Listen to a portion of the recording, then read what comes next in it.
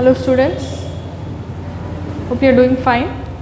In the previous class we discussed about magnetic field around a bar magnet. In today's class we shall discuss some more topics.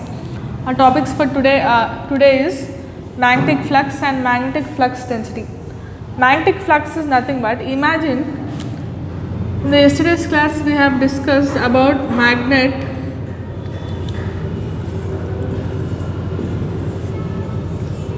having some magnetic field. These are the magnetic lines of force.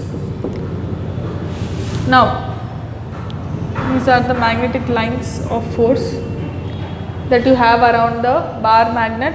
Now imagine a uniform magnetic field. In a uniform magnetic field, the lines are parallel to each other and separated by equal distance. Let us say this is that uniform magnetic field. You are keeping some area of a disc in the path that is perpendicular to the magnetic field. Then the number of lines that are crossing this area, that is called magnetic flux. Magnetic flux is nothing but it is simply the lines of force that are passing through a area. So that represents magnetic flux. The unit of magnetic flux is Weber. Now if you want to know if the disc that you have placed is of unit area, then the magnetic flux that is passing through that unit area is magnetic flux density. Magnetic flux density is nothing but, magnetic flux is denoted by the symbol phi and the units are Weber. The next definition that you have is magnetic flux density. Magnetic flux density is nothing but the magnetic flux that is passing through unit area is the magnetic flux density. You have placed a disc here in the path of the magnetic field. Let us say some lines are passing. Suppose if you have placed a unit area of the disc, then the number of lines that are passing through this unit area, that is called magnetic flux density.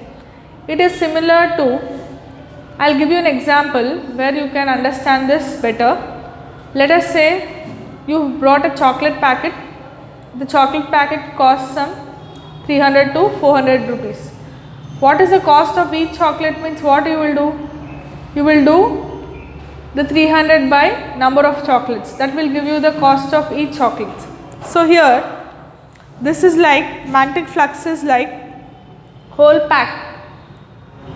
Now you are placing some area of a disc in the lines of in the path of the lines, and moreover you are placing it perpendicular. Then the lines that are passing represents magnetic flux. Its units are Weber. It is denoted by phi. You want to know how much of the flux is passing through unit area. That will give you magnetic field density. It is denoted by B. B is equal to phi by A. Now what are the units of B? Units of B are Weber per meter square. This Weber per meter square is called Tesla. The Weber per meter square is called Tesla. So the unit of magnetic flux density is Tesla. So that is about the magnetic flux density. Suppose if you are keeping this disc in a non-uniform magnetic field, let us say you are keeping like this, keeping it like this, and another disc makes an angle theta with this disc, then the magnetic flux will be B is equal to phi by A cos theta. This will give you the magnetic field when the field is non-uniform. One plate you are taking perpendicular to the direction of the field, another one we are taking along the direction of the lines. So let the angle between these two plates be theta. Then the magnetic field flux density, the magnetic flux density is given by phi by A cos theta, where theta is the angle between these two discs. So that is how you find the magnetic flux density when the field lines are non-uniform. So this is about magnetic flux and magnetic flux density. Our next topic is how is the field present around a straight current carrying conductor. We want to know the field and the field direction. We want to know how the field exists, what is the shape, and we also want to know the direction of the field.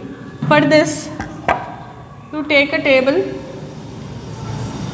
On this table, take a wooden plank having a small hole. Let us say this has some stand, retort stand like this. What you do is take a big copper wire having some thickness, then wind the copper wire around this. When it comes here, it has to be straight, connected to a battery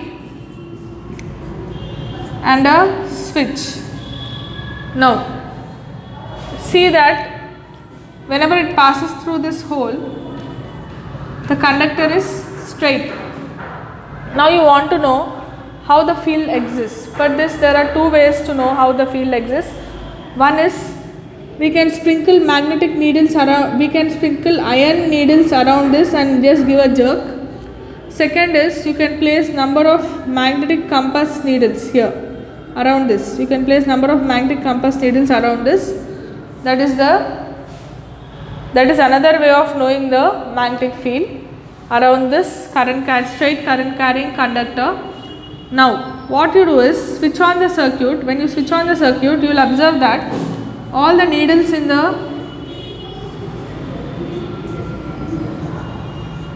magnetic compasses will form a circle like this. This shows that the magnetic field is in the form of concentric circles around the straight current carrying conductors. Or you can do one thing, you can sprinkle iron nails over here. When you sprinkle iron nails over here and give a jerk, you will see that the iron nails arrange themselves in the form of concentric circles. Okay, that is about the magnetic field around a straight wire, straight conductor, which is the copper wire that we are using here.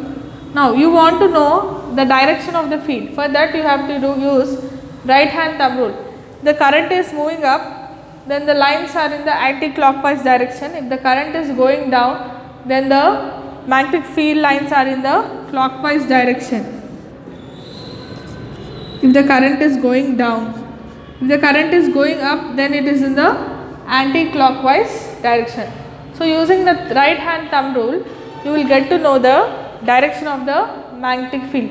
So this is about the current, the field, magnetic field around a straight wire which is a conductor here.